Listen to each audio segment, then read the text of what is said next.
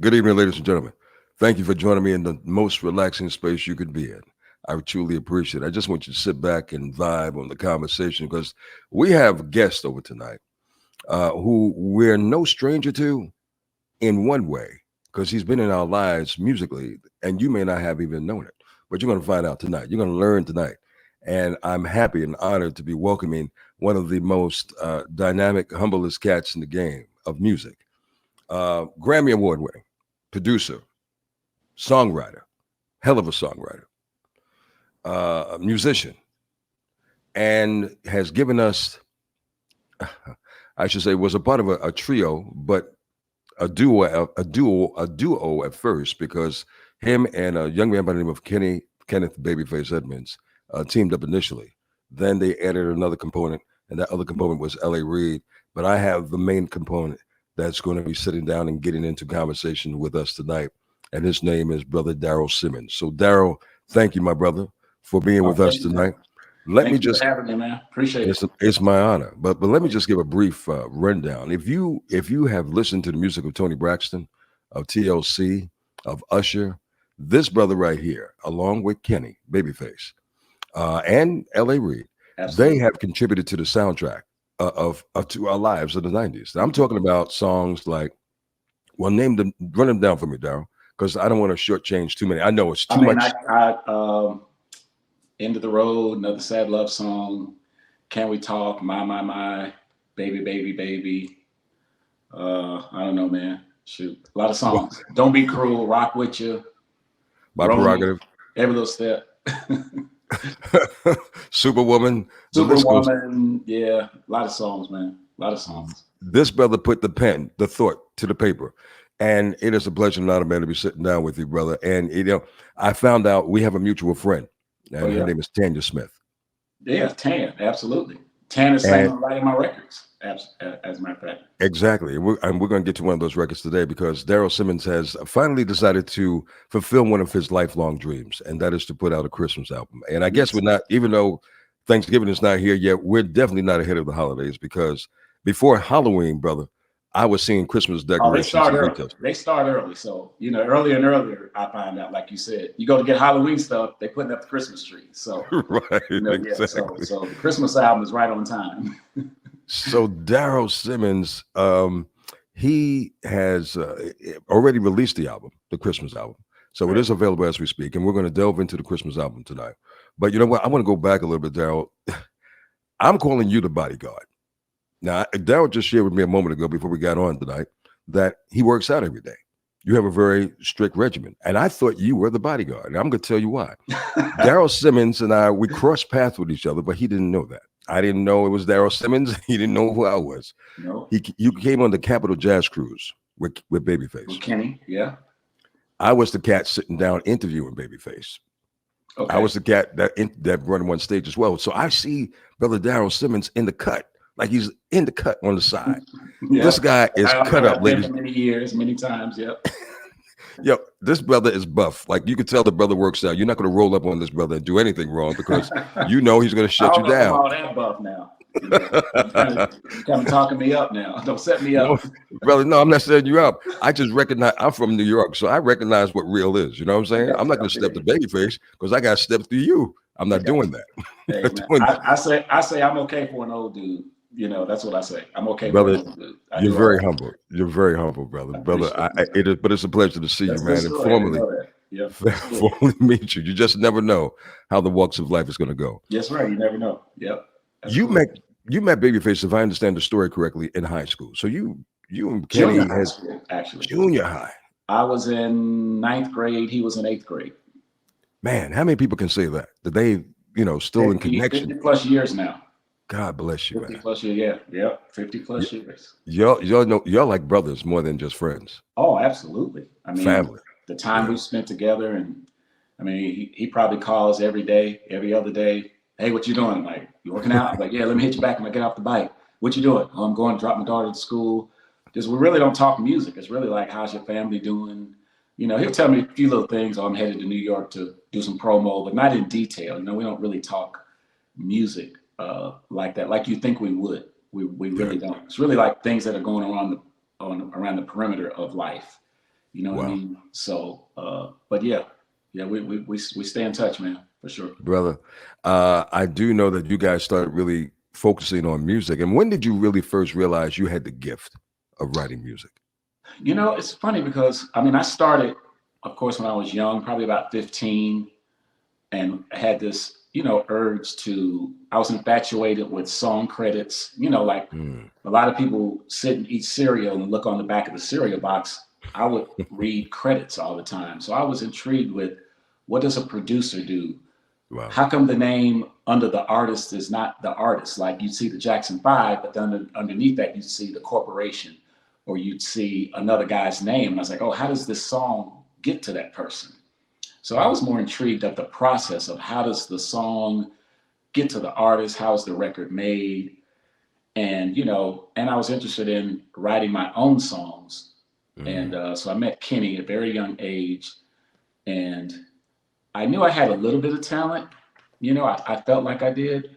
But when I met him, it was like, oh, he's really talented. It's wow. like, I got to really work hard at this because that kid is really talented. But he was very humble. You know, he didn't act like he was talented, but I identified that he was way more talented than I was. You And he know, probably says the same thing about you. yeah, but it's something that we never really discussed. We both realized that we had a connection and we had a passion as kids to want to write songs. So that's what we identified. We didn't know, how you get there or any of that. You know what I mean?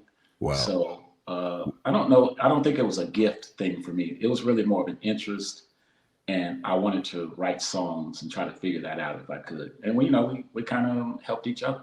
You know, Yes. In a tremendous way, because the chemistry between both of you is obviously great. Not even good. It's great. It's it is. phenomenal. It is something that literally it's like in the room. It's like you say it before he says it. He'll say, "What is that you said?" Uh, we were working on a song called "Love Saw It" by Karen. Karen White or Babyface, yeah. It wasn't quite what I said. And then he goes, oh, it sounds like you said love saw it. I go, I didn't say that, Kenny, but I love that. So it would be something even like that where we would make a sound that really wasn't a sound because someone said something, just that kind of little magical kind of thing, just Wow. that one word that would spark maybe a whole phrase or a song. We thought that was great. Love saw it. Oh man, that's a great concept. What did love see? Love saw the Mm, change in my heart. You brought me so much joy. What else did love see? And so that would wow. just start the whole. Then we know we're on to something. You know what I mean? Man, So man. it's just little. It's just that those little magical things that happen. I think And it's when you. magic. Yeah, it And, is. and, and ladies and gentlemen, we know their magic so well. That's just one song. We're not even talking about Tevin Campbell's though. Can we talk? I'm ready. These cats. This is the magic. This is the brother that you don't see a lot, who's in the cut in the background. you don't, but I'm you're good coming with out it. to the I forefront like being now. in the cut. I like Huh? being in the cut. Yeah, just checking things out, right? I like being in the cut. Send me my check. I'll stay in the back. Well, you must get tired of going to the mailbox, but I know every time you No, come I back don't from the get mailbox, tired. you're smiling. You I don't don't get get tired? tired. I I don't know get that's tired. right, brother. I don't get tired. Yeah, his name is Daryl Simmons, and he's with us tonight inside of the Quiet Storm. Can I take us back? I got to go back to the song, a song that I have been loving for years. Okay. Man Child, especially for you. Manchild was a band that Kenny and I joined, and I was the last member to join. They actually said I snuck in the band because they hired Kenny first as a guitar player, and I was Mhm. kind of left with nothing to do. So I'd go to rehearsals with Kenny, and one day they said, "Hey, why don't you bring your stuff?" So that's how I snuck into Manchild. But uh, they were already a self-contained band, especially for you. They had already recorded that. Kenny and I were not even a part of that recording. That Wow. was something they had done actually with a disc jockey at the time named Jay Johnson, and and they had done like a 3-song demo when we got with them, and then from there, the first album was kind of formulated around I think the first 3 songs that they had recorded. Kenny and I may have co-written a song or two, but we weren't in our kind of writing heyday or being prolific. The other guys were older; they were already writing. Kenny and I were still experimenting and coming along as a writer. So in that Mm. band, we were more players. We played a role. I played percussion. I sang background. Kenny was a guitar player. Kenny wasn't the lead singer in Manchild. Manchild had a lead singer named Wow. Flash, a very good lead singer named Flash Farrell, and Kenny was just a guitar player. You But know, now on your forthcoming Christmas album, am I wrong? You are singing now. I'm singing. I sing a lot on the Christmas album, but I sing background. There's no lead that I sing. Wow. And also, Kenny plays guitar on a song for me on the Well, we're gonna have Christmas. to get to that song tonight. And a lot of people don't Daryl, know that he plays guitar. And sometimes on his shows, depending on the crowd, he may grab the guitar and do "When Can I See You" again, which is one of his greatest songs. But people that they don't know that he plays guitar until he pulls out the acoustic and sings "When Can I See You" again as an encore. But he's a well, you got guitar player first. Like people don't know Lionel Richie is a saxophone player. He was the saxophone yes, player in the Commodores. yeah. Lionel happened to want to write songs like we did and just sit at the piano. And I work with Lionel. We sort of have a similar story where I don't call myself a piano player. I write songs with the piano, Like you know. that. And Wow. Lionel's a saxophone player from the Commodores who happened to, like I said, want to write songs and just would sit at the piano and make up songs, you Deep. know. And so that's kind of like our way, our method. I never say that I'm a piano player. I never want to insult a piano player. I say I'm a songwriter. Would you play piano? I go, well, the piano is a songwriting tool for me. You know, I can Mm. craft my songs with the piano, but I'm not a piano player. Like if I was at a club, somebody said, "Hey, why don't you come and sit in?" I'm like, "Not me.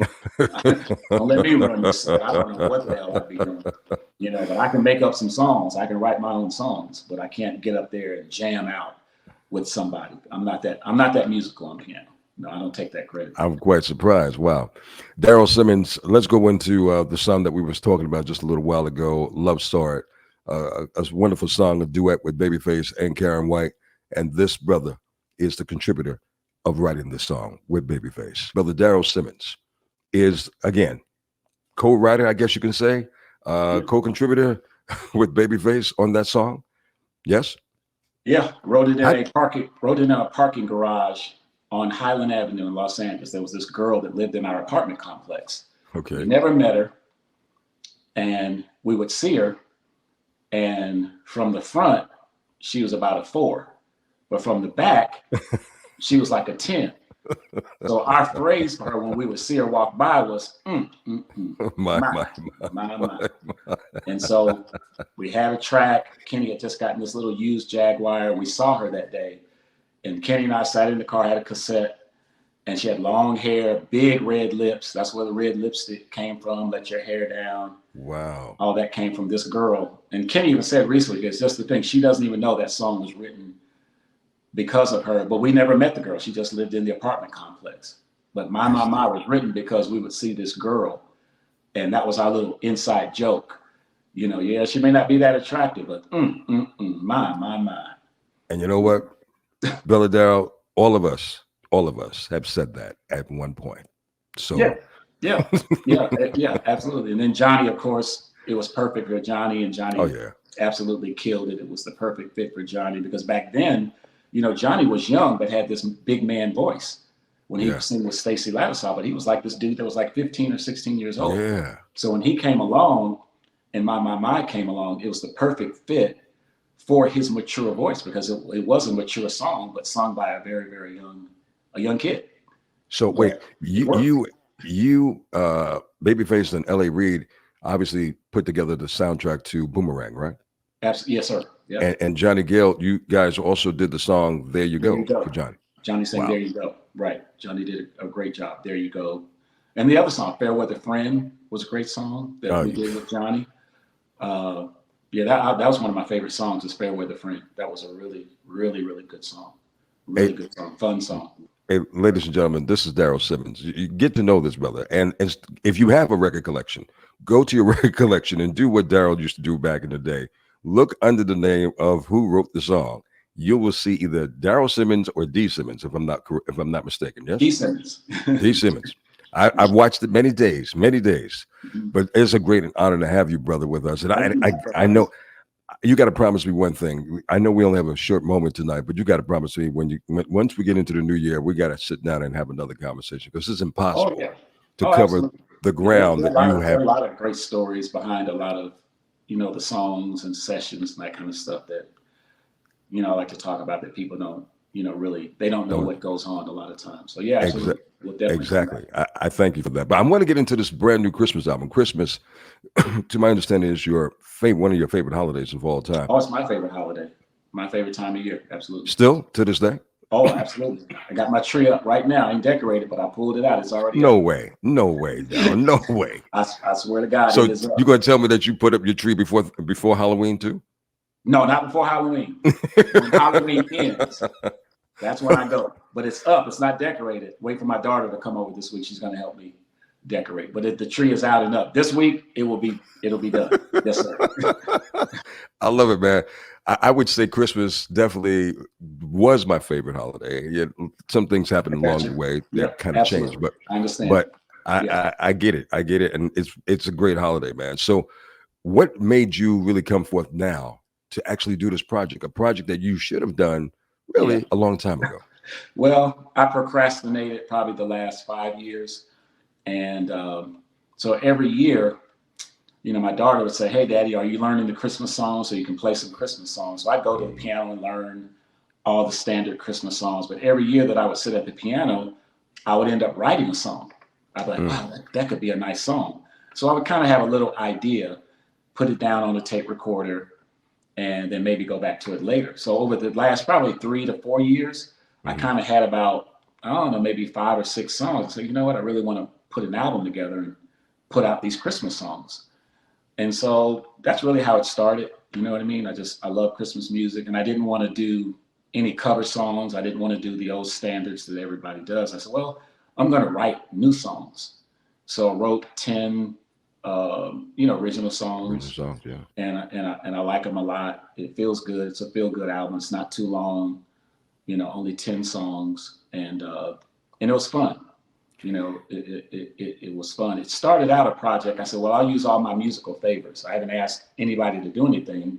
I'll call Tony Braxton. I'll call Johnny Gill. I'll call Wow. Tevin. I'll call Kenny Lattimore. I'll call Face. And you know what? That would have taken me probably 5, 10 years to get that done. With the Right, schedules, the right, egos, right, the right. needs that everybody's going to have, fly me in, put me at the Ritz Carlton. I need Mm, this. I said, okay, well, how about if I use a lot of the people like Tan, who have mm. sang background on a lot of my records, and people don't know who they are, but they have great voices, give them an opportunity to shine. Great idea. Okay, that's a much better story. And I'm giving them an opportunity to, get out there. So Yes. much better story.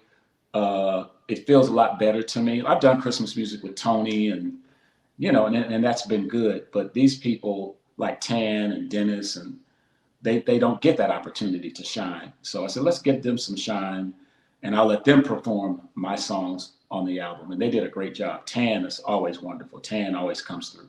And She and sang with and Aretha, Deborah Cox, Tamia. wow. I don't know Wow. who all Tan has sang on a lot of. She's probably the one that sang on more records than anyone that I've used.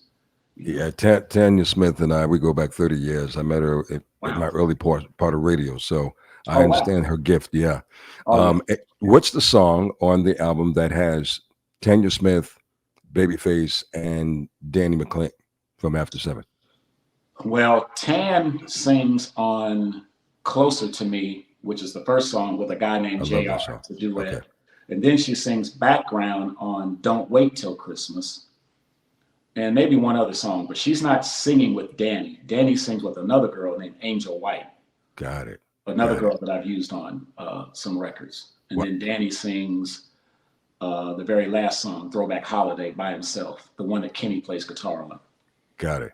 So yeah, Well, I so have a he's couple of right. favorites. I have a couple of favorites on your brand new album, the Christmas album. I have this is your wait, I have my list. Hold on. Where's my list? I have a couple of favorites on this brand new album. I don't know where I wrote it. Oh, Try Again. What I see in you, what I see in you, I love first. Everybody loves What I Sing. If you notice, it's not really a complete song. No, I don't It's notice a that. it's a it's a piece that we had. A guy named Mario gave to me. He's a co-writer, and I couldn't figure out how to make it into a full song, but I loved it, so I just kept it like it was. And Wow. everybody loves that. When I look at what people have commented on, they go, "I love what I see in you." It's like it's not even a real song. I think it's like a minute and a half, 2 minutes at tops, maybe. but Well, it's very poignant. The way she delivers it, it really touches you. So that's one of my favorite pieces as well. well, we're gonna go into that one, but we're also gonna go into first one we're going to is "Closer to Me." Tell me about Yes, that. Tan is singing on "Closer to Me." I love that song. Tell me Check about it that out. song. How did you inspire that? What It's one of the inspired you? songs I sat at the piano learning the other Christmas songs and came up with an idea and said, "Oh, I think this may be a good idea for a Christmas song." You Wow. know, and It's, it was one of the last songs we did because I actually tried two or three different singers before I called Tan, and nobody could kind of deliver it the way I had delivered it on the demo. And then when Tan came in, she knocked boom, it out. It was instant doctor. for her. She's very good at following me. Like Karen was really good at following Kenny, Got it. and the way Kenny would say, "Okay, phrase it like this. This is how it should feel." Karen was good at duplicating, and Tony is good as well, duplicating the melodies that we come up with and the rhythms and how to sing it. Some people don't get it. They don't hear, like the pocket that you're putting it in or the timing. But Mm. but Tan hears it like I hear it, and she delivered it, very very well. We have the Grammy Award-winning producer, songwriter, musician Daryl Simmons with us tonight. We're going to go into one of the songs off his brand new Christmas album. It is available now on all platforms, so please make sure you get it. Christmas with Daryl Simmons, or Daryl Simmons Presents, a wonderful selection of original songs. So you're not going to want to miss out on this. And not the, it has a nice contemporary feel to it, the entire project, which I love. So it brings it to where it is right now and how we should celebrate the holiday. And it's almost an album that you can not have to play, wait till Christmas. You really don't have to wait till Christmas A to lot of the enjoy it. songs aren't like "Try Again" and "What I See in You." They're not very Christmassy. They could be like Yeah, kind of R&B songs, which yeah, I like because I didn't want everything to be saturated and sappy with Christmas lyrics and everything everywhere. You know what I mean? sure. So I Yeah. think it's a good mixture of R&B songs along with a Christmas overtone is how I describe it. And the interesting thing that I recently heard about was that you and Babyface and L.A. Reid contributed music to Michael Jackson's Dangerous album, but unfortunately, it didn't make the cut. Yeah, interesting story. It's yeah, it didn't make the cut. It didn't make the cut. You had to be disappointed a little bit, but I the was honor, I disappointed. guess, Yeah, it yeah, went from a high to being able to work with Michael and meeting him, and at the end of the day, it didn't work out. But then when he passed away, mm, LA was at Sony, and they were going to put a posthumous album together for Michael, and "Slave to the Rhythm" ended up being a song that they wow, ended up using. So it went from that of working with him and being disappointed, but at the end of the day, you know, the song was there, and but it was really the more experience of working with him and meeting him, being around him for a couple of weeks. It yeah, was quite the experience, to say the least. I'm Uh, sure. some fun days, some challenging days, but I'm still glad to say that I got to work with him, meet him, Yeah, and talk to him a little bit. So yeah, uh, yeah, disappointed that it didn't make the Dangerous albums. That was a big album, it was So big, no yeah, question. a lot But of people were working on it, so understandable. you know what?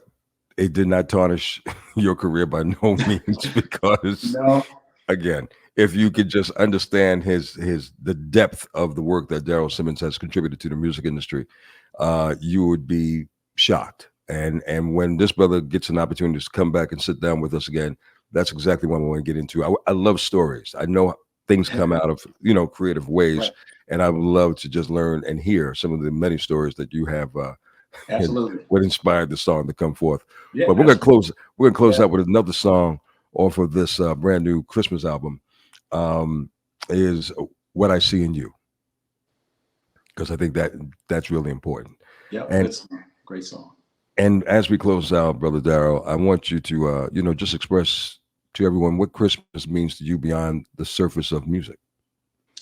It just means everything. I feel blessed. I'm fortunate that I've had, great life.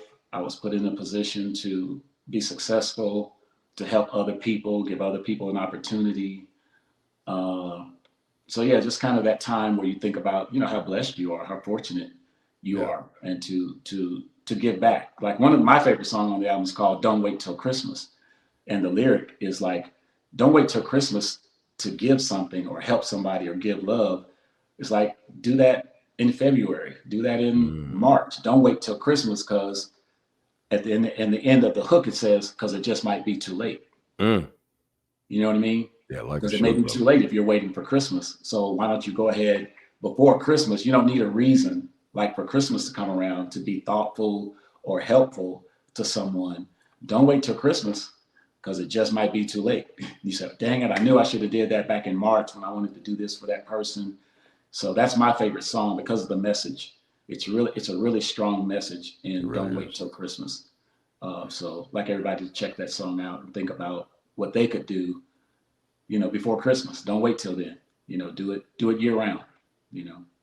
Brother Daryl Simmons, thank you for your gift, the gift that keeps giving. You are a blessed man with a wonderful creative gift that God has given you. And I'm so glad that we are honored to embrace the body of work that you have presented to us. Well, But thank you thank so you, man. for having me. Thank you for having me. I appreciate it. Thank you so My much for honor. promoting the album and having me on. I appreciate that. Anytime, Daryl. I look forward to sitting down and talking with you again. I'm going Yeah, to call you anytime. Let's AKA go. We'll the do it. bodyguard. Daryl Simmons, AKA the bodyguard, ladies and gentlemen. that's your name for me. That's my name Right. for you, no question. Okay, Yes, man. sir. Thank you. Happy holidays to you, man. Okay, Bless you you. too. Bye bye.